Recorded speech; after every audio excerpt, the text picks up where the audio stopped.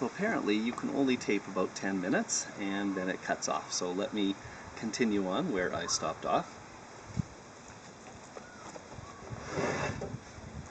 You're removing this end board. You're going to take a bead of glue and put it on both sides. If you find something to rub it into there, then it won't drip off. And then you're going to slide the board back in.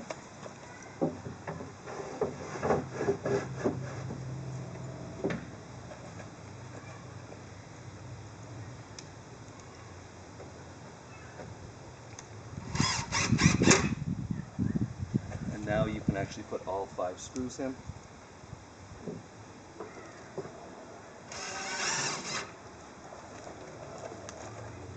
Which I won't take the time to do.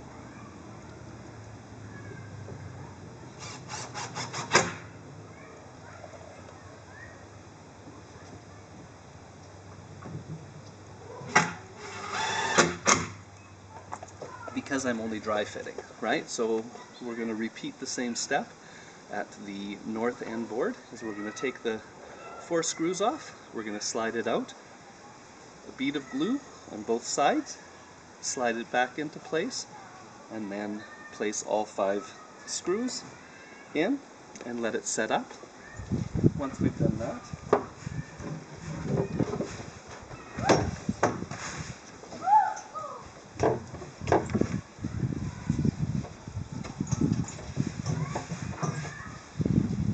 we're going to glue the bottom. So the idea there is we're going to, the dry fit, we're going to take the 4 or 5 screws that we have out. We're going to lift the bottom out. The importance of glue is structural and also to meet the legal requirements of the box being leak-proof. So the bottom needs to be leak-proof and rigid sides in order to be a legal box. What you'll find is the glue will fit into all of the small little cracks, and you want to place a nice decent bead along the whole perimeter. Don't worry if it squeezes out when you're placing the screws in. What you'll want to do is within 5 minutes you'll want to scrape and wipe with a warm wet cloth all of the excess glue around the external part of the box, which may or may not be visible. The inside of the box, you can do that as well, although for most people that's not going to be a visible viewpoint, but whatever you're comfortable with. Once you've allowed the glue to settle, read the instructions on the glue. Most basic carpenter's glue takes about 1 to 2 hours to initially set up to become tacky, and then 8 hours to overnight in order to be structural. The screws will be structurally holding it in, so it's not a big deal to move the box around once you've got all the bottom screws in and the side screws in holding the sides. And at that point, you can flip the box over one more time.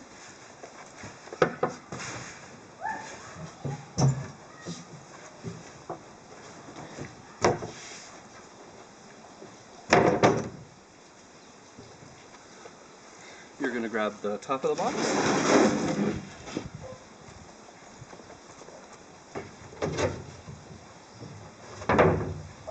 Here you notice the plywood's a little bit bowed.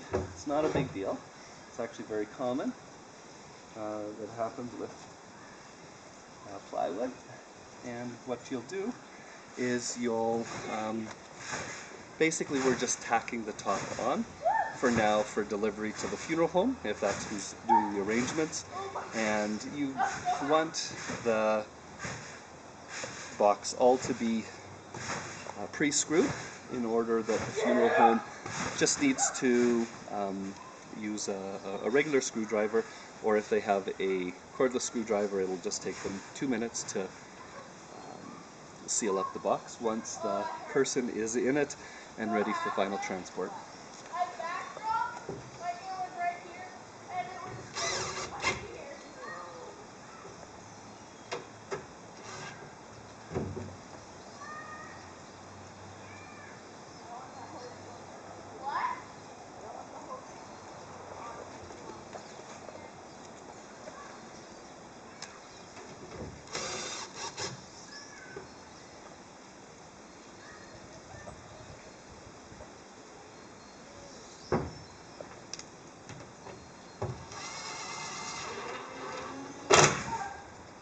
that can happen if you over tighten the screw. What will happen is the screw won't hold anymore, and if that's the case, just grab the longer screw, the 1.5 inch, and use the 1.5 inch screw.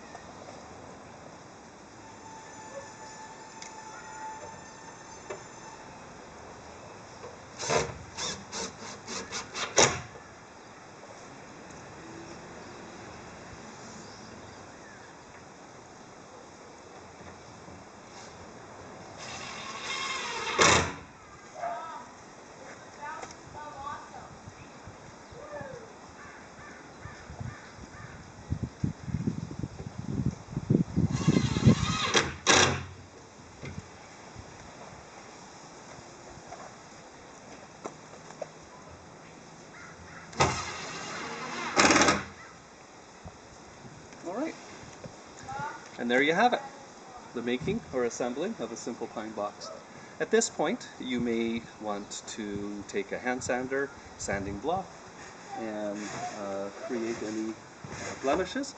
It's not that significant. What you'll do is you'll find the wood's unfinished, so it's important that you keep it clean. Otherwise, you can pick up stains from anything that the box comes into contact with. Thank you for joining me today, and I hope you are satisfied with your simple pine box.